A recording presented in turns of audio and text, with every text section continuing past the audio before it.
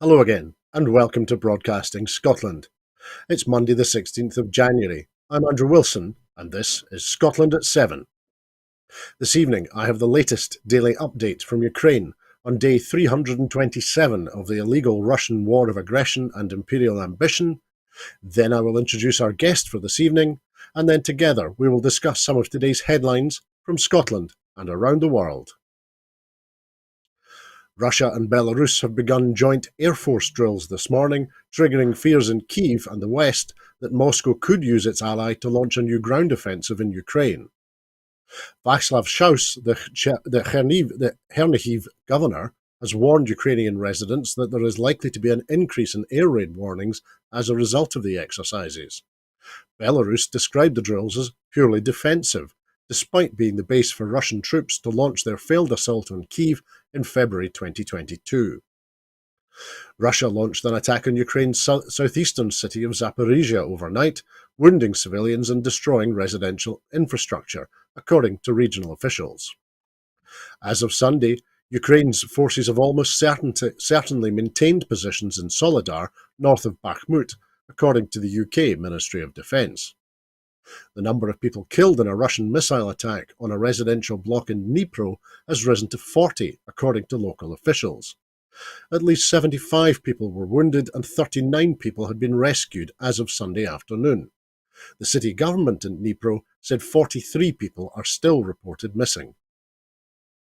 Claiming responsibility for the missile strikes across Ukraine, Russia's defense ministry said on Sunday that it had achieved its goal.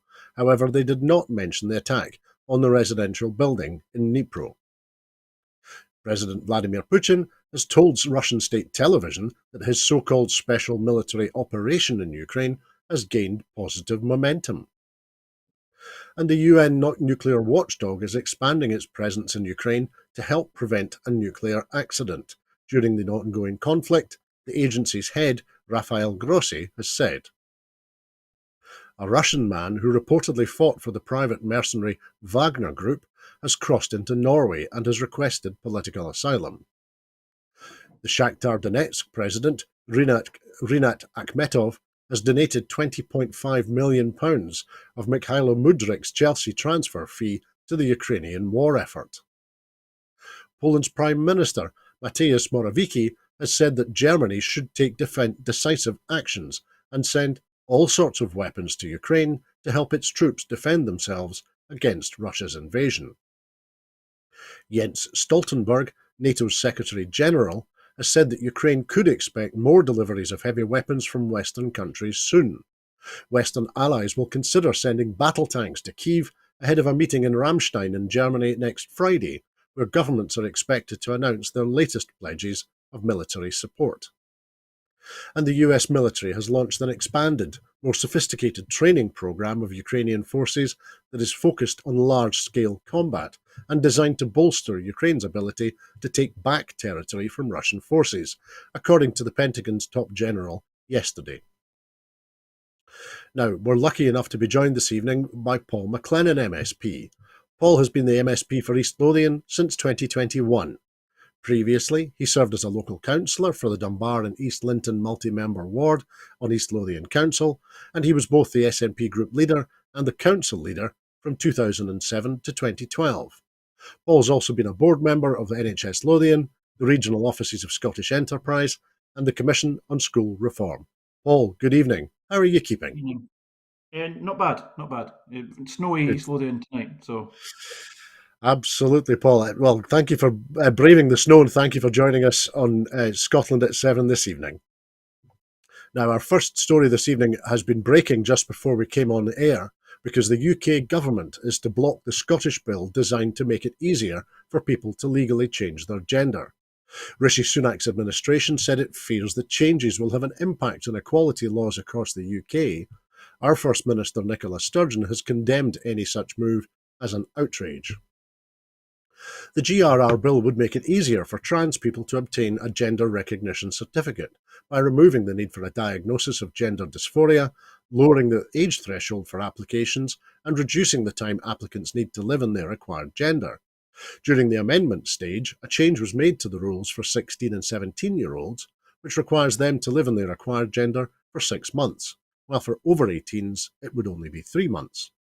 The UK government has said a simplified Scottish system for changing gender could affect UK-wide equalities law, but the Scottish government has insisted that the bill will have no impact on it. The GRR bill itself explicitly states that it has no impact on the Equality Act 2010. The Secretary of State for Scotland, Alistair Jack, has said that those going through the process to change their legal sex deserve our respect and support and understanding. He insisted his decision was about the legislation's consequences for the operation of GB-wide equalities protections and other reserved matters. He added, "I have not taken this decision lightly. The bill will have a significant impact on amongst other things, GB-wide equalities matters in Scotland, England and Wales." He said that he has concluded, therefore, that this is a necessary and correct course of action. The Scottish Government is thought likely to mount a legal challenge in response. The First Minister tweeted a little after 6 o'clock this evening, "This is a full frontal attack on our democratically elected Scottish Parliament and its ability to make its own decisions on devolved matters. The Scottish Government will defend this legislation and stand up for Scotland's Parliament. If this Westminster veto succeeds, it will be the first of many." The Social Justice Secretary, Shona Robeson, has commented too. She said the use of Section 35 of the Scotland Act to stop the GRR bill from proceeding to royal assent is an outrageous decision. This is a procedure that has never been used under nearly 25 years of devolution and is contrary to a bill that was overwhelmingly passed by the Scottish Parliament by members of all parties. This is a dark day for trans rights and a dark day for democracy in the UK. And the Scottish Greens equality spokesperson, Maggie Chapman, said, "This is a dark day for our devolution settlement, for democracy and for trans rights. It sets a very alarming new precedent that should concern everyone who believes in devolution and wants the Scottish Parliament to exist." Only 1 month ago, MSPs voted overwhelmingly for gender recognition reform. It was a proud day for equality and for our Parliament. To see a reactionary Tory government trying to block or overturn it is nothing short of outrageous, and we will resist them every step of the way. What message does it send when Downing Street is prepared to ignore this in order to pursue its toxic culture wars and to distract from its many failings? So, Paul, this story's been breaking this evening, and so we're still learning more as it unfolds. However, what's your, as an MSP who sat through the debates and who voted along with, as we've said, MSPs from all parties in support of this legislation, what's your reaction to the news that's breaking this evening? I suppose there's a mixture. Andrew, I've just been on Times Radio discussing this just literally 5-10 minutes ago. Mixture of feelings. I think there's anger. One, I proudly voted for the legislation a month ago, and was happy to admit I was in tears because it's been a struggle for a lot of people for a number of years. So there's anger, there's frustration. I think the First Minister's correct, and this is a full frontal attack on devolution. It's a political decision. Very clearly during the debate, the equalities issue was raised. The advice we strongly got from Scottish Government officials was that this didn't impact. The presiding officer has to assess the competency of the bill before it's passed for royal assent. She assessed it independently, of course, and raised it as competent. So it's frustration, it's anger, but that doesn't then compare with the frustration that'll be felt with people who have been waiting for this legislation to pass for a number of years. And as I said, we'll have to wait and see what the legal advice we'll get from Scottish Government. But already from the Scottish Government and the First Minister, they will challenge this decision. But this is a watershed attack on devolution, and make no mistake about it. This is what this is all about.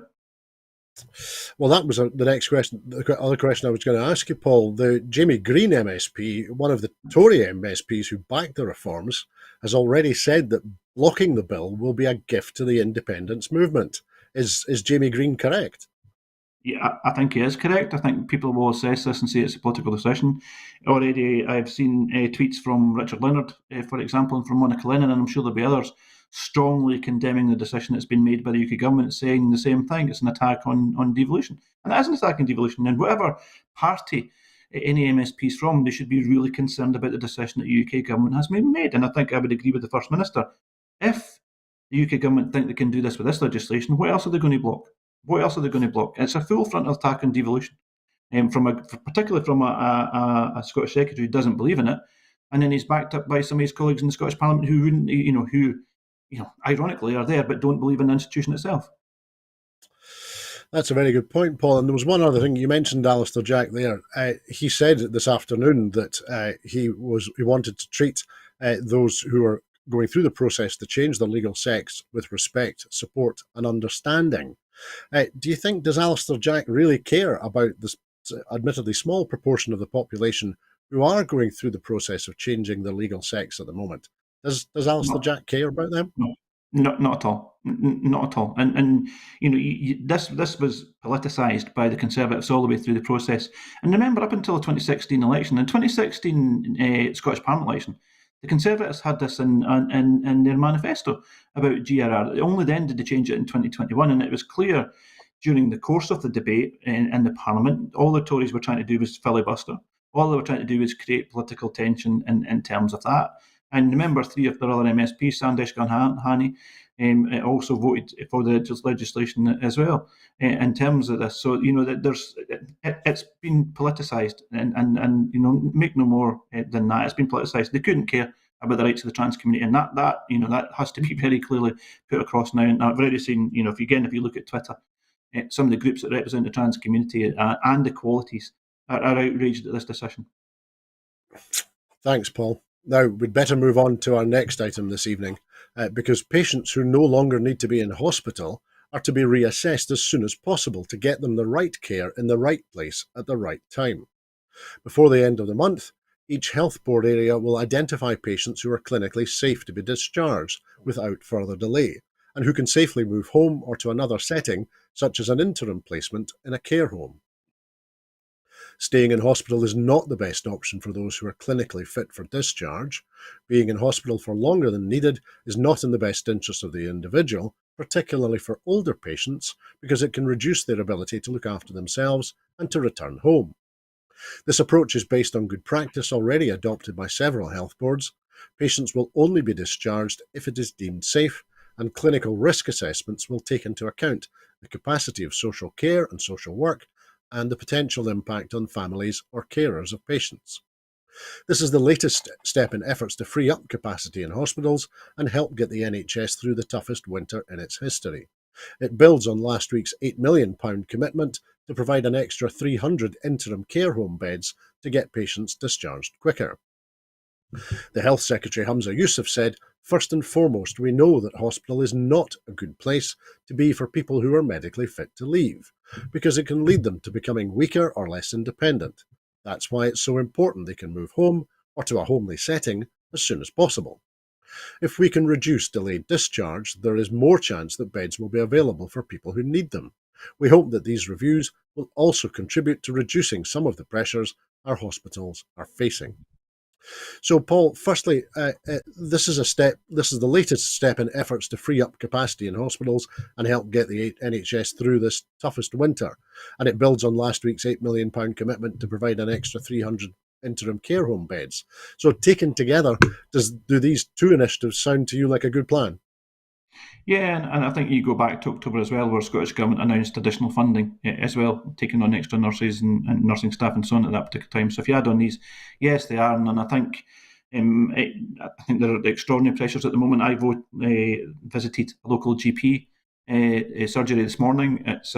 I'm visiting these over a period of time, and they did mention that this is unprecedented. You've had doctors that have been there for 20, 25 years. Since this is unprecedented, the number of flu cases, the number of COVID cases, strep A cases, again. So there are extreme pressures on the NHS at the moment. And notice the First Minister in a recent briefing this morning mentioned that it's still around about 95% capacity. So yeah, any measures that can be taken, I think, to do that. We're talking about 1,700 patients at the moment are still in hospital who could be at home. And I think any measures that can get them temporarily into care home beds or whatever at this stage, I think is to be applauded. Thanks, Paul. We'll move on to our next item now, though, because the second reading of the UK government's anti-strike legislation bill is taking place in Westminster today. The bill has been described by opposition parties as a direct attack on the rights of working people. The SNP has said that they will vigorously oppose Westminster's anti-strike legislation and is encouraging other political parties to do the same. Commenting, Alan Brown MP said, "This draconian piece of legislation makes clear the case for Scotland's need to become an independent country. Workers across Scotland and the UK have had to watch on as the Tories crash the economy, sending inflation to record levels. And now, as soon as they decide to fight for a fair pay deal, this morally bankrupt Westminster government wants to sack them." Be in no doubt, this is a direct attack on the rights of working people. The SNP will not stand by and allow the Tories to railroad through legislation which will attack millions of workers across these islands. We will lead the charge by standing up for them, and we encourage other political parties to follow suit. So, Paul, ahead of the proposed vote earlier today, the Tory MP for Stevenage, Stephen McPartland, and as the Tory MP, described this legislation as shameful. He said, "I will vote against this shameful bill today. It does nothing to stop strikes, but individual NHS staff, teachers and workers can be targeted and sacked if they don't betray their mates." So, Paul, do you think is Stephen McPartland correct? And what do you think voters think about this legislation? Last year they were being encouraged to clap for the NHS. Now they're seeing NHS workers being pilloried and having their employment rights taken away. I would agree that it's shameful. I actually asked this question last week at First Minister's Question Times. And the First Minister obviously made her position very clear, and it is an attack on trade union rights. We already in the UK have the most draconian legislation across Europe in terms of trade unions at the moment. And again, it's a full-blooded attack on the trade unions. And for a period of months now, we see strikes down in the UK with a UK government that is unwilling to negotiate. Never mind, sit in the same room, but unwilling to negotiate. This is a further attack. It's Tory ideology once more. It's dangerous.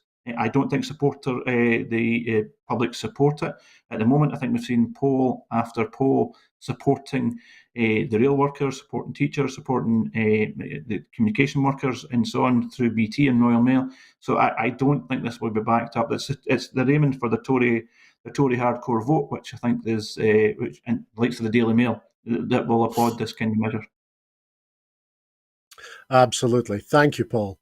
And we'll move on to look at another story now, because less than 2 years after Boris Johnson announced plans to build 5 new frigates at Scottish shipyards, it's now believed that the UK government is considering delaying or scrapping the Type 32 frigates. The SNP has challenged Douglas Ross to stand up to Rishi Sunak and condemn the decision, describing the decision as a gross betrayal of Scotland and demanding an immediate recommitment to the Type 32 vessels. Commenting, the SNP's defence spokesperson Dave Duggan MP said, "If the Prime Minister does indeed scrap Type 32, it would represent a gross betrayal of Scotland and of industry partners, principally Babcock.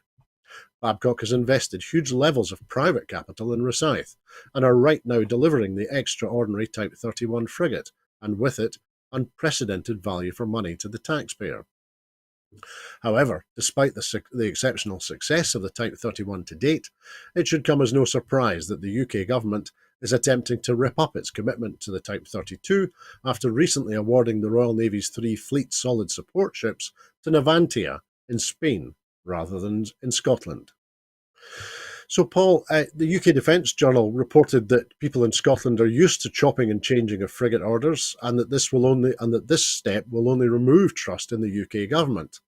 Now, whilst these Type 32s are not part of the 13 ships promised back in 2014, those were ordered eventually.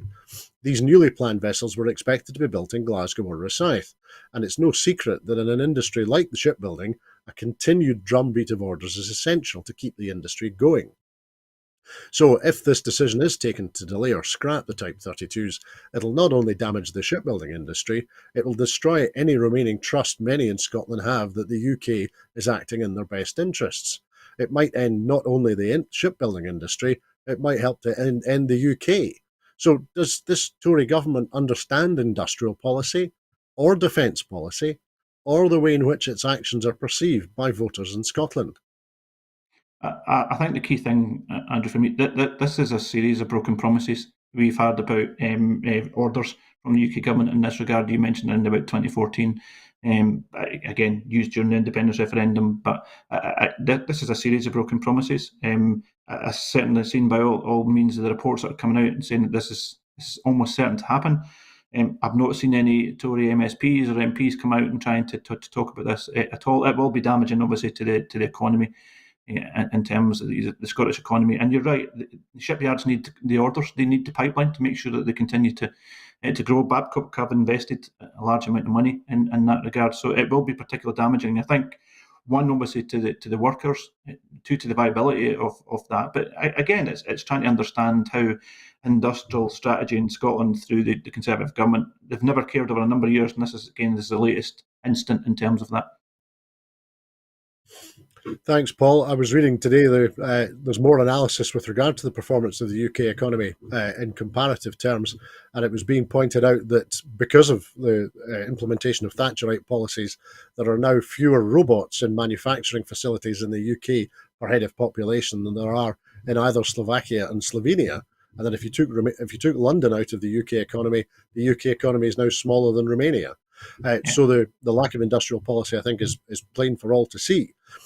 One other thing in connection with this, and perhaps reflecting on the promises, in inverted commas, that were made in 2014, there was a report from the National Audit Office in November with regard to these Type 32 frigates, and that report from the NAO noted that Navy Command has withdrawn its plans for these frigates because of concerns about unaffordability. The Shadow Secretary of State for Defence asked a written question in Parliament asking for an explanation why Navy Command was concerned about the affordability of this programme, and the Minister of State for Ministry of Defence responded, "The Type 32 frigate programme remains a key part of the future fleet and is currently in the concept phase." So I was wondering, do you think Scottish voters are wising up? These Type 32s are nothing more than a key part of some future fleet. There's no commitment in there at all. In much the same way as there was precious little commitment round about building of warships back in 2014. There's no commitment, and I think we've seen a series of broken promises, and that's the key thing, I think, for me in that regard. And I don't think we can trust a word that the UK government says on the matter at all. So I think what you've probably seen in the last couple of days is the UK government putting the message out there that this order isn't going to be coming through. They're already touting that. You can see that that they're playing the political, trying to lessen the blow when the announcement's actually made. But it's very clear, I think, coming from UK government, that this is going to be a decision to scrap it and let Scotland down once again. Thanks, Paul. It certainly feels like that at the moment. We'll wait and see what's confirmed. But let's move on now, because a new report has concluded that the hangover from the UK cost of living crisis could last years, with families now burdened by the additional debt from the Christmas period. Step Change, a UK-based charity who released the report, said that debt taken on from Christmas led to a surge in inquiries from families and individuals, while another poll has revealed that a third of respondents are worried about their ability to repay credit. Responding to the reports, the SNP said the cost of living crisis showed no sign of stopping and urged the UK government to step up, not roll back, support for families hit the hardest by added economic pressures. Commenting, the SNP's economy spokesperson, Stuart Hosey MP, said, "Far from a short-term temporary problem, these reports show quite clearly that the Tories' cost of living crisis will last for years to come, punishing families and adding compounded pressures to household finances. Now is the time for the UK government to be stepping up, not rolling back support for households hit the hardest by the economic woes created by the Tories." So, Paul, this year is likely to be remembered for the sharpest drop in household incomes on record, thanks to the dramatic surge in inflation. Household incomes might not start rising again until after the second half of 2023, as inflation is predicted to drop back at that point. So we may not see a return to current levels until 2024. So do you think, are we going to see the effects of this cost of living crisis and the effect on household incomes and finances? Are we going to see this reflected perhaps in the polls, perhaps in a general election in 2024? I think we will see that, and I think we're just in January. I think you're starting to see the impact of particularly energy costs come through.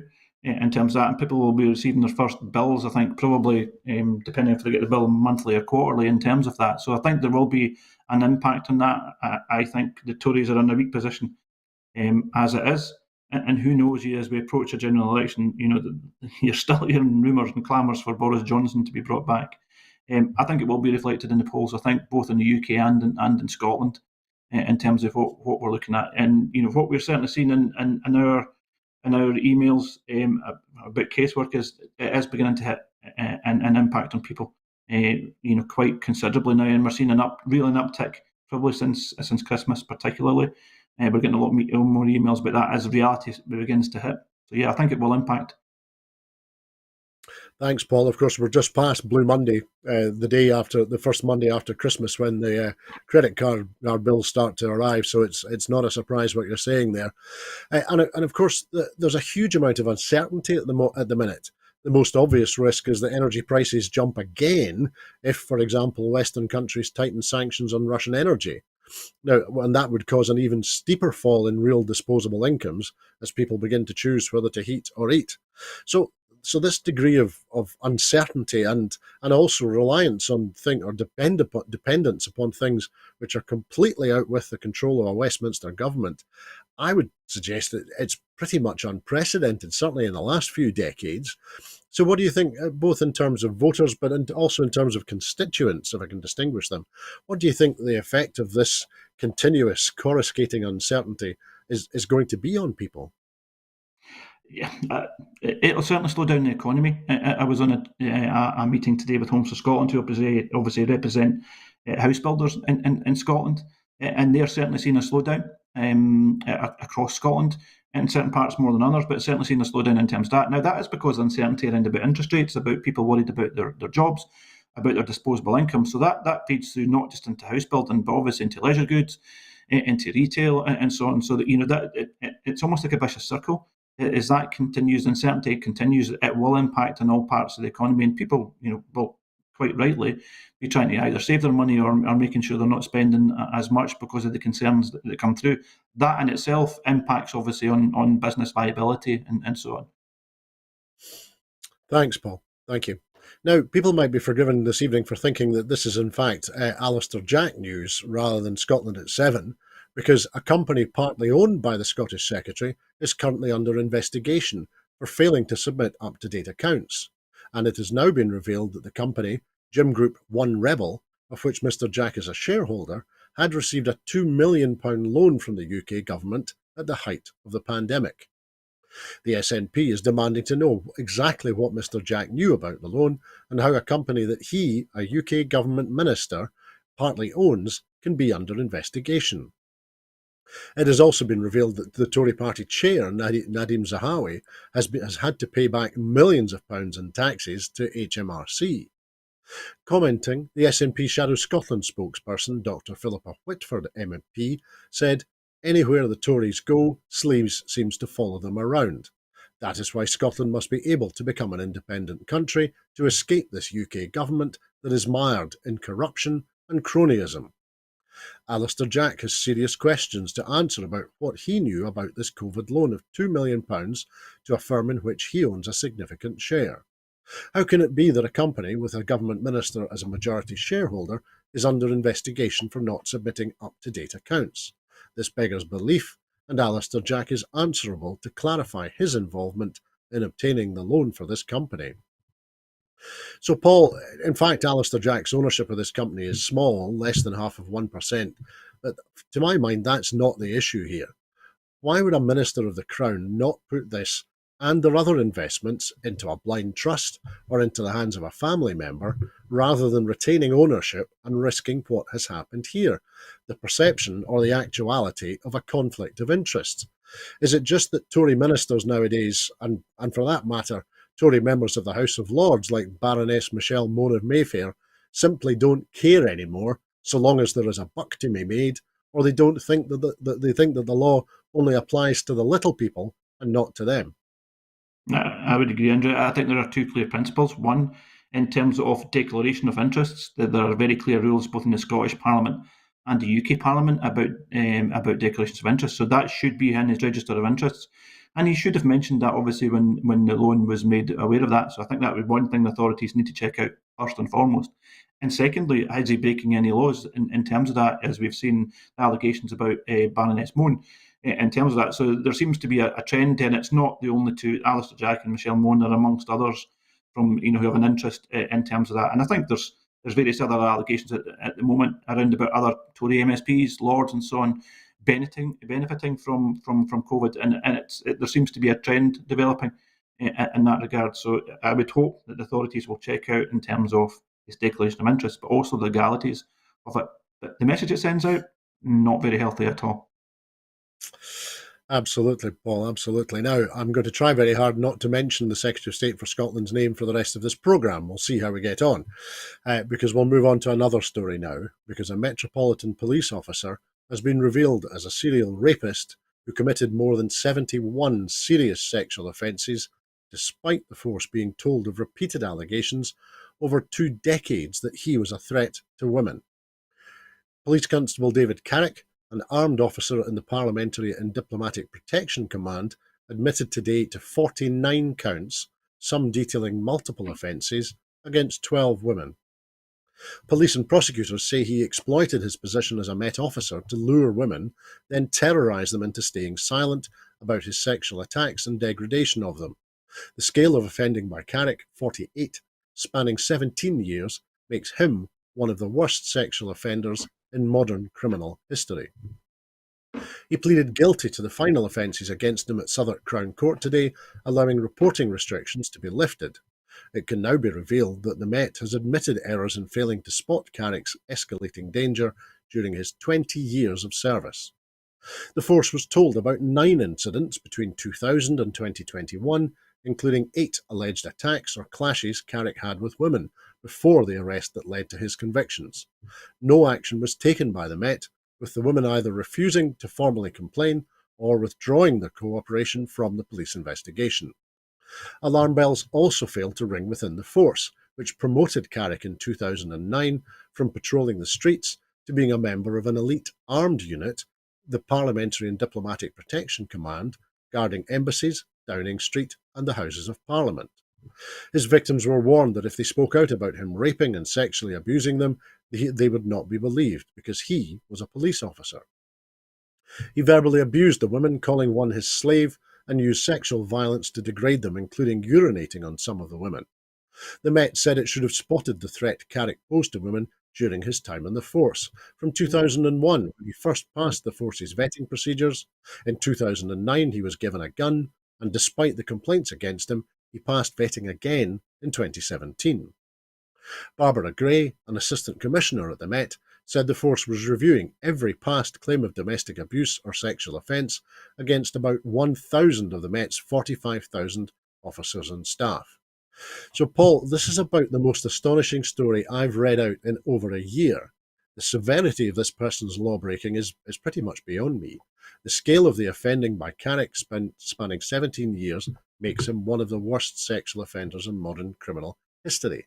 He passed his security clearances twice while he was committing these crimes, and 9 complaints were made against him. So now that the reporting restrictions have been lifted, The Guardian has revealed that part of the reason Cressida Dick was ousted as Met Commissioner in February last year by the London Mayor Sadiq Khan was because of the Carrick scandal, as details emerged of his offending and possible Met errors. So do you think was the London Mayor Sadiq Khan right to remove Commissioner Dick back in February 2022 when he became aware of the extent of Carrick's criminal behaviour? I think he was right even before these allegations came out, because this has been a structural problem within the Metropolitan Police for a number of times. But when you actually read, the details of this, it's incredible. It's incredulous to think that the Met didn't pick up and act on this. In terms of that, the fact that he passed two security clearances, as you said, the fact that he did it over that longer period of time, and when you look at the other allegations and other previous police officers from the Metropolitan Police that have been involved in incidents, it's incredible. There are real structural problems within the Metropolitan Police that need looked at, and perhaps maybe more than just the Mayor of London. It should be, maybe the government should have an inquiry into how bad the situation is within the Metropolitan Police. It's incredible. when you see these, how the Metropolitan Police didn't pick this up, and I feel sorry for this. Doesn't again, this doesn't give any confidence to any women's groups who have to deal with the Metropolitan Police and any issues to do with this in any way, shape, or form in regards to women's safety. Yes, Paul. Now, DCI Ian Moore, who was the senior investigating officer into Carrick's crimes, said that Carrick's abuse of his position as a police officer cast a big cloud over policing. He said it's unbelievable to think these offences could have been committed by a serving police officer, but these victims are now survivors and have showed incredible bravery and courage by coming forward. Now, he said it was unbelievable, and I would argue, and others I've seen it this afternoon have been arguing, it's not unbelievable. After all the revelations of the behaviours of officers in the Met, up to and including the conviction of PC Wayne Couzens for the abduction, rape, and murder of Sarah Everard 2 years ago, it's perhaps completely depressingly believable. Do you think that, as you say, that the extent of these allegations and the extent of these convictions is going to lead to a root and branch review of the way in which the Metropolitan Police is organised and operates from now on? I think it has to. I mean, I think Sadiq Khan made the right decision in February last year and about this. I think he has to be asking the UK government to take this more seriously, and perhaps, whatever form it is, a public inquiry into what's kind of going on at the moment. We can't wait for another incident to come up, and there may be other cases already out there that we can't talk about legally. I'm sure there will be, but at the moment, I think the UK government and the Mayor of London should be discussing with the Metropolitan Police what is out there, what interim measures can be taken just now to give women in the Met Police area that confidence that the Met Police are taking these cases. They shouldn't have to worry about police officers carrying out incidents like this over a concerted longer period of time. It's women need confidence in the Met Police area, and they said there needs to be interim measures taken now, agreed by the Metropolitan Police, the Mayor of London, and the UK government as soon as they possibly can. It's getting that. It certainly appears to be as serious as that, Paul. I absolutely agree. Let's move on now to our next story now, because the two judges who ruled that the Home Office's plan to send asylum seekers to Rwanda to have their cases processed there was lawful, have now granted permission for parts of their decisions to be challenged at the Court of Appeal. The ruling in the High Court today was welcomed by those challenging the judgment of Lord Justice Lewis and Mr Justice Swift last month. In their judgment, the judges found that the Home Office's controversial policy of sending asylum seekers to Rwanda, including some who arrive here in dinghies after crossing the Channel from northern France, was lawful. In their original judgment, the two judges dismissed an application from 8 asylum seekers, aid groups, and a border officials' trade union to try to prevent the Rwanda policy from going ahead. However, they identified flaws in the Home Office's decision-making process for the 8 individual asylum seekers officials planned to send to Rwanda and quashed those decisions. In their ruling today, in response to the organisations and individual asylum seekers' bids to challenge the decision that the policy was lawful, the same judges accepted that the individual asylum seekers involved in the case have standing, the legal right to pursue an appeal, but found that the other organisations involved in the legal challenge, the PCS trade union and the charities Care for Calais and Detention Action, do not have that right. The judges gave the green light for an appeal to proceed on grounds including whether the agreement drawn up between the UK and the Rwandan governments to process asylum seekers in the East African country includes sufficient protection against the risk of refoulement, that's being forcibly removed from Rwanda to somewhere unsafe. They also found that an appeal could consider whether the Rwanda plans constitute a penalty under the Refugee Convention and on whether the policy is systematically unfair. The charity Asylum Aid brought a separate but linked case challenging the lawfulness of the Rwanda policy. It was granted permission to appeal on one part of its case and was given until Friday to reformulate another part of its appeal, which the judges will then consider. So, Paul, James Wilson, the Deputy Director of Detention Action, said, "We are pleased that permission to appeal has been granted to the individual asylum seekers. We call on the government to rethink the Rwanda policy." But that's the key here, isn't it? I think you and I may even have discussed this in the past. The courts may in fact find that the Rwanda policy is lawful, but the Home Office is so shambolic that its implementation of the policy will more often than not be completely illegal. Andrew, we did indeed speak about this last time I was on. It was around about the UK government's decision to try and send the refugees again to Rwanda, and we did say the test would be in when it goes to to again to court, and that's been now proved that that they've been challenged, and I am reasonably confident. I think that the government again will be thwarted in its intentions. It's inhumane. We've seen every single refugee charity come out against us, and it's inhumane. It's inhumane, and the UK government needs to look at it again, and hopefully, as I said, I'm pretty confident the courts will again rule this unlawful. That's a legal point of view, but in terms of morally, it's an inhumane policy that's been condemned by everybody. Thanks, Paul. And thinking of the Home Office more generally for a moment, the Home Secretary was playing to her base over the weekend, being called out by a survivor of the Holocaust, and then refusing to apologise for the language that she, the Home Secretary, was using that demonises and denigrates refugees. Now, Andrew Bidgen MP had the whip removed for comparing COVID vaccines with the Holocaust last week. So, two things. What is it with these Tories and the Holocaust? Do they just not understand? Or is their loyalty to the readers of the Daily Mail blinding them to what they're saying? And perhaps also in connection with that, do you think Suella Braverman will survive this latest outrage over the weekend? It's the most right-wing government that we've seen. I think in UK history. I think that's the key thing. I think what you've seen with comments from Suella Braverman and Andrew Bridgen are despicable. There's no other words to say other than that in that regard. They're almost they'd almost be things you'd expect here from the BNP. Never mind a ruling government in the UK. The Tories used to be called the nasty party.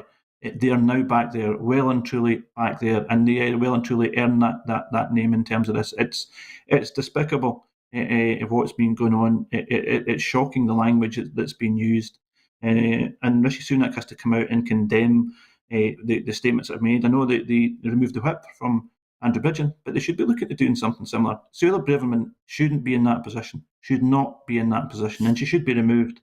And this is a test for Rishi Sunak. He's already had various tests in her regard already. He should be removing her from office as quick as possible, but he won't. Thanks, Paul. We'll move on now, though, because Israeli forces have shot and killed a Palestinian boy near Bethlehem in the occupied West Bank. Omar Khmour, 14, was shot in the head early today in a refugee camp in the southern West Bank, and he succumbed to his wounds, the Palestinian ministry has said. The Israeli military said troops opened fire after suspects hurled rocks, explosive devices, and Molotov cocktails at the soldiers.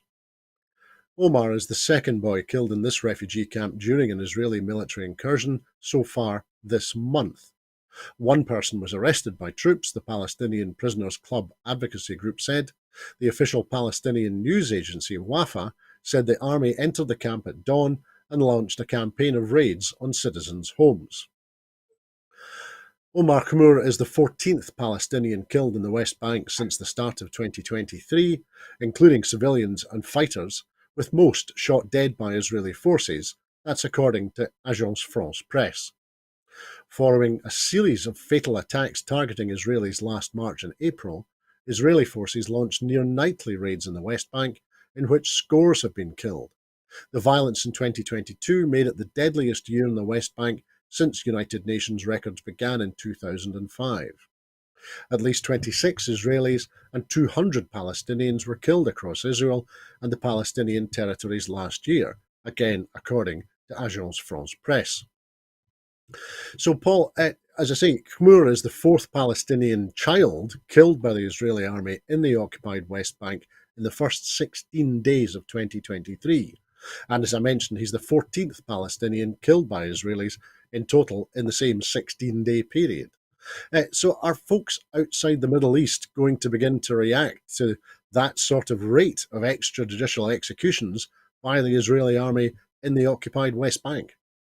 We have to. It's almost not a conflict. I think that people expect to see these kind of issues, and we've almost grown used to it.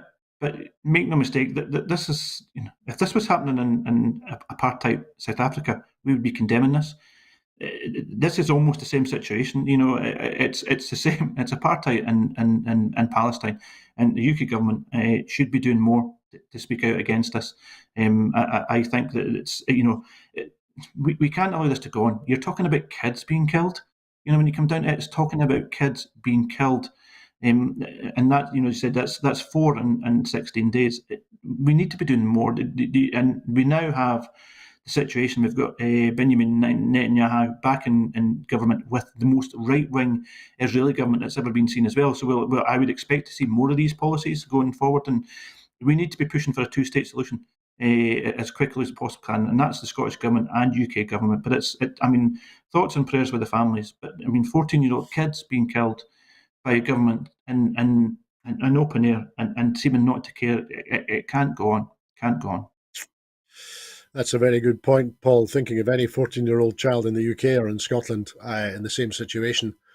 So who do you think could rein in this sort of behaviour by the Israeli Defence Forces against the Palestinian population? Would it be the UN or the US, or perhaps the Palestinians themselves with a full-scale third intifada uprising against Israel? Yeah, in terms of an intifada, I wouldn't be surprised if that does happen. Obviously, I don't think you can meet violence with violence. I think, I don't think that would escalate the situation, but you would totally understand if that happened. I think it has to be the UN. Obviously, there's a very pro-Israeli lobby in states, and I would be surprised if there was any motion that was put forward. Obviously, the US is one of the member states. If in the state, I would be very surprised if they would support that. I think you would have seen that by now. But I think there has to be discussions, certainly within the UN, and a statement made in terms of that. It can't go on. We can't just accept these deaths going on now, young kids. In the broader situation, we're seeing kids being killed, but the way the Palestinians have to live, it's despicable. It's absolutely despicable. So the UN should be doing more. The United States has probably got more power than any other country in this regard. It has to be looking about what it does. So, Thanks, Paul. Thanks, Paul. I have a sinking feeling that you and I will be discussing the situation in the occupied West Bank again fairly soon, yeah. I'm afraid to say. But let's come back to Scotland for our last item this evening. A study has found that younger first-time voters in Scotland retain a habit of voting in elections and participate in greater numbers than older first-time voters. In the 2021 Holyrood elections, people under 30 who had been able to vote from the age of 16 went to the ballot in greater numbers than those who were enfranchised from the age of 18, a report has found. Those who were able to vote as 16 or 17-year-olds were also likely to continue voting into their 20s, the researchers have found. A team from the Universities of Edinburgh and Sheffield used voting habits from the 2021 Scottish parliamentary elections to assess for the first time the long-term impact of Scotland lowering the voting age to 16 in 2014. That change was introduced for the 2014 independence referendum and then extended to the Scottish local and parliamentary elections in 2015. Overall, researchers say that the move has had positive long-term consequences for turnout. The boost was unrelated to whether people cast their first vote as a 16 or 17-year-old in the independence referendum or in later elections. When voting age 16 or 17, the study found that socio-economic turnout inequalities were reduced and engagement in non-electoral politics was boosted. However, these trends were not maintained as voters got older. A lasting impact was found, however, for good civic education. Those who had taken classes in school where political issues had been discussed voted in greater numbers even as they grew older. The researchers surveyed 904 people aged between 16 and 31 about their voting habits after the 2021 Scottish Parliament elections. They compared results from young people who could vote at 16 in the referendum on independence in 2014 and the Scottish parliamentary elections in 2016 and 2021 to young people whose first vote was at 18 in general, local or Scottish Parliament elections since 2010. So, Dr. Jan Eichhorn at the University of Edinburgh's School of Social and Political Science, who was the lead author of the study, said allowing 16 and 17-year-olds to vote was a good decision taken by the Scottish Parliament. Many younger first-time voters retain a habit of voting and participate in greater numbers than older first-time voters. The findings strengthen the case for enfranchising younger voters across the UK to improve their long-term voting behaviour. So, Paul, do you think will Westminster enfranchise young voters or not for their elections?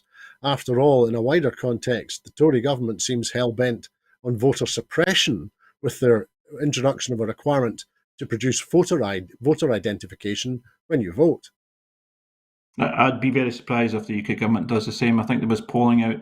I know it's been carried out down south, saying support for Conservatives for probably between 16 to 18s and 18s to 21s is less than 10%, and I'm not surprised. To be honest, I would be very surprised if the UK government does bring that in. And again, it's probably that broader message. You heard Keir Starmer being asked around about, for example, around about do 16-year-olds have a decision to make on GRR about their own decisions about GRR, and he said no, it should be 18. So I think it's very clearly that it's been proven that people at 16-year-old have got the ability to do that, and here people are mature enough. Is anybody mature enough either whether they're 40, 60, 80 in terms of that? People in 16 should be given the opportunity to vote. It's been proven that they can make sensible decisions in that regard. And it's been proven that it'll actually encourage people to take part in their own democracy. So that should be encouraged. I would hope the UK government would consider it. I have my doubts whether they would or not. Thanks, Paul. Certainly, as we found after 2014, it was clear, and I think there's plenty of research that indicates that voter engagement in the political process was at highest amongst most European countries in Scotland after the referendum in 2014. And I think there can be little doubt that part of that engagement was because voters aged 16 and 17 were being given a voice and were being given a say in the future of the country in which they will live. So I think it's not a surprise, Paul, but thank you very much. And because I say that because I'm afraid that's all that we have time for this evening. In making these programmes, Broadcasting Scotland relies on the support of viewers and others who value our distinctive approach to news, current affairs and culture. Please help us to continue to make these programmes, to continue to develop the station, and to make new programmes for you. Our programmes will always be free to view, but if you can afford £5 per month, please consider becoming a Broadcasting Scotland supporter. We have set ourselves a target of raising £30,000 to enable us to employ more staff to make more programmes. To everyone who has donated, and to everyone who has signed up to make a regular monthly payment as a Broadcasting Scotland supporter, thank you very much. There are other ways in which you can contribute to our work. If you would like to volunteer to work with Broadcasting Scotland, either behind the scenes or in front of the cameras, then please visit our website at www.broadcastingscotland.scot and send us a message there. You can find us on Twitter at BroadcastScot. Please like and retweet us there. And you can also find us on Facebook by searching for Broadcasting Scotland. When you're watching us on YouTube, it would be great if you would like and subscribe to Broadcasting Scotland on that platform. Please click on the wee bell. Now, we will be back tomorrow evening at 7 with the next edition of Scotland at 7, so please come back and join us then. I'd like to thank everyone who has been watching this evening, and of course, I'd like to give very special thanks to our very special guest, Paul McLennan, MSP. Thanks, Paul. Thanks, Andrew. Pleasure as always. Well, thank you for joining us this evening on Scotland at 7, Paul.